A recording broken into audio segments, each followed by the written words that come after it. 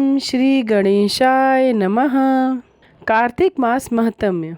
सब प्रकार के विघ्नों का नाश करने वाले तथा सारी सृष्टि का पालन करने वाले श्री गणेश जी, ज्ञान की दाता श्री सरस्वती जी, सब पुराणों के कर्ता श्री व्यास जी तथा गुरुदेव के चरण कमलों में नमस्कार करते भगवान की श्रद्धा और भक्ति रस में डूबे हुए कार्तिक मास महत्म्य की कथा कहती हूँ। पहला अध्याय।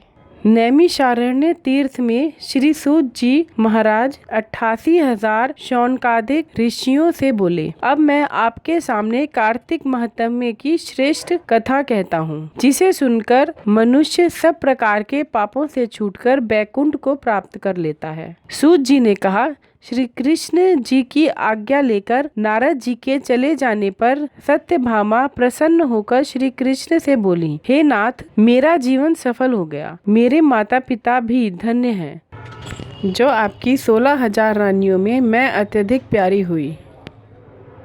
मैंने वह कल्प वृक्ष आदि आपके साथ नारद जी को विधि पूर्वक दान में दे दिया, परंतु वही कल्प वृक्ष मेरे घर में सदा लहराया करता है, जिसकी बात को मृत्यु लोक में कोई भी स्त्री नहीं जानती। हे स्वामी, अब मैं आपसे पूछना चाहती हूँ, सो विस्तार पूर्वक कहिए, जिसे सुनकर मैं अपने हित कार्य करूँ, जिसके करने से कल्प पर्यंत भी आप मुझसे विमुख न हो। सूत जी कहने लगे, सत्यभामा के ऐसे वचनों को सुनकर श्री कृष्ण जी हंसते हुए सत्यभामा की बाह पकड़कर कल्प वृक्ष के नीचे गए और बोले, हे प्रिय, 16,000 स्त्रियों में से मुझे तुम प्राणों के समान प्यारी हो। तुम्हारे लिए देवताओं और देवराज इंद्र से भी मैंने विरोध किया था। उस महा अद्भुत वार्ता को सुनो। सूत जी बोले, एक दिन श्री कृष्ण भगवान ने सत्यभामा के साथ गरुड़ पर सवार होकर इंद्रलोक में जाकर कल्प वृक्ष मांगा। तब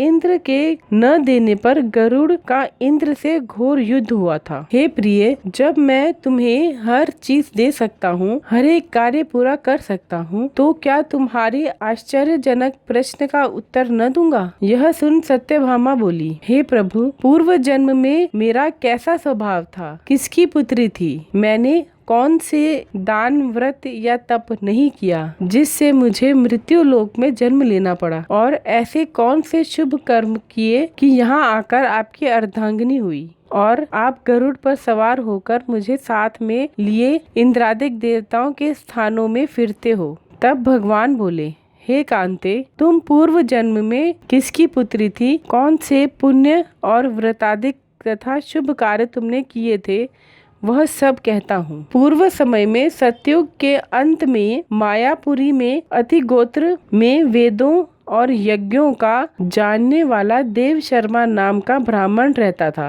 वह रोज अतिथियों की सेवा, हवन और सूर्य भगवान की पूजा किया करता था, इसलिए सूर्य की तरह तेजस्वी था। उस ब्राह्मण के बुढ़ापे में एक गुणवती नाम की कन्या हुई, जिसका विवाह उस पुत्रहीन ब्राह्मण ने अपने चंद्र नाम के शिष्य के साथ कर दिया और वे दोनों पिता पुत्र की तरह रहने लगे। एक दिन वे दोनों कुशा और समिधा लेने के लिए वन में हिमालय की तलहटी में पहुँचे तो उन्होंने एक राक्षस को अपनी तरफ आते देखा, जिसके भय से उनके शरीर शिथिल हो गए और उनमें भागने की शक्ति भी नहीं रही। तब राक्षस ने दोनों को मार डाला। उनके धर्मात्मा होने के कारण मेरे पार्षद उनको बैकुंठ में ले गए, क्योंकि उन्होंने आजीवन सूर्य की पूजा की थी, इसलिए मैं दोनों पर अति प्रसन्न हुआ।